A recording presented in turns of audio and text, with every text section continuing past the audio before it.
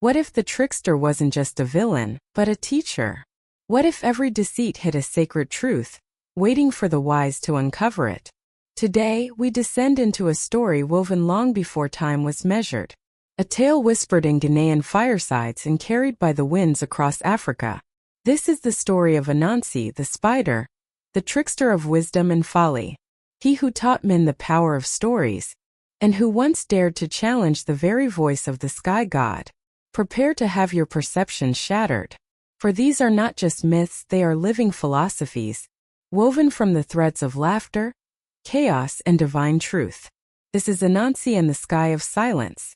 In the earliest days the world sang. The rivers hummed their journeys to the sea. The trees rustled gossip to the wind, and even the stones murmured the deep language of the earth. The people of the land spoke to the animals, and the animals spoke back. Every drumbeat carried a story. Every word carried power. Speech was not just sound, it was creation. To speak was to shape reality itself. But soon humans grew proud. Their songs became boastful. Their words turned sharp with envy and deceit. They cursed one another in the same breath they used to praise the gods. And so the harmony of the world began to crumble. Noise drowned out meaning. And even the spirits grew weary of mortal tongues. High above, in the palace of the clouds, Nyame, the great sky god, listened, and his patience grew thin. One dawn, as the sun rose over the golden horizon, Nyame's voice rolled like thunder. The children of the earth have lost respect for the sacred gift of speech. They use it to wound instead of heal, to divide instead of unite. Let them learn the value of silence. And with a single breath, Nyame gathered every sound, every note, every whisper, every cry, and sealed them inside a great calabash. The world fell silent. No bird sang. No drumbeat echoed. Even the waves of the ocean struck the shore in silence. Humans opened their mouths, but their words dissolved into still air. Fear spread across the lands, for the gods themselves had taken the world's voice. In the hush that followed, one creature stirred restlessly. Anansi the Spider. He lived between earth and sky, stringing his webs from trees to clouds, listening to the quiet world below. Anansi loved words, not for their truth but for their cleverness. To him a word was a thread. It could bind, it could trap, it could create. Now, with silence ruling the land, Anansi felt himself fading. Without stories, without laughter, the world was empty. And a spider with no tales to tell was just another insect. So he spun a ladder of silk that reached up into the heavens. Step by step, he climbed into the palace of clouds, where Nyame kept the calabash of sound locked away. When Anansi reached the throne, he bowed and gestured, pleading silently for the sky god to return sound to the world. Nyame only shook his head. "You spiders weave lies," he thought. "You twist words until even truth forgets itself. The world needs silence, not your tricks." But Anansi was not finished. If truth could not win him sound, then lies would. Anansi crept down from the sky and began to spin a web of mischief. He whispered, or rather mouthed, lies to every god and spirit he could find. First he went to Thunder, the mighty one who controlled storms. Through gestures and scratches in the dirt, Anansi told Thunder that wind had called him weak. That wind claimed the people feared his gusts more than Thunder's roar. Thunder's eyes flared. He clapped his hands, summoning lightning, but no sound came.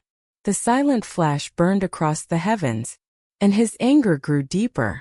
Then Anansi went to Wind, miming that Thunder had mocked his power, calling him nothing but a whisper in the trees.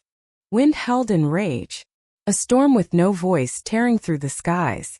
Next Anansi approached Rain, telling her that Thunder and Wind planned to lock her away in a jar. He mimed the gesture of a jar, and Rain's silver eyes darkened with fury. The heavens churned, cloud against cloud, lightning against wind, rain falling in sheets of fury. The gods quarreled in perfect silence. Their rage shook the firmament, and that was when Anansi made his move. He climbed back to the sky god's palace, his 8 legs nimble and his heart quick. He found the great calabash glowing with divine power. With a single strand of his web, he tugged open the lid. In an instant the world changed. Sound poured out like a flood.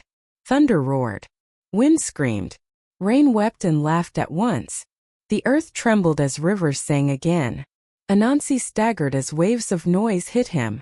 Every word, every song, every cry that had ever been uttered burst forth from the calabash. He danced in delight as voices returned to the world. Humans shouted in joy. Animals howled. Drums thundered across villages once more. And yet, amidst the chaos, a new sound filled the sky.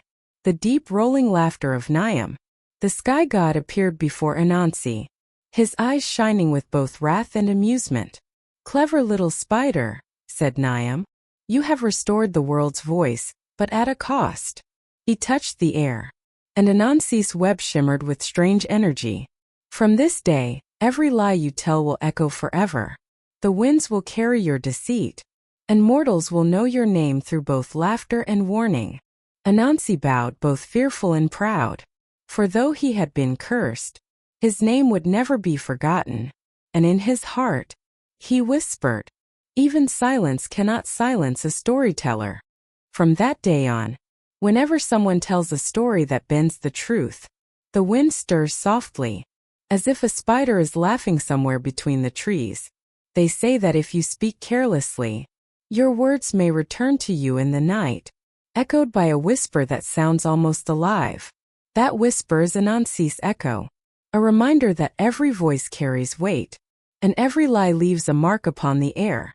But Anansi's deed was not all mischief, for through his trickery, sound returned to the world. Stories could be told again. Songs could heal.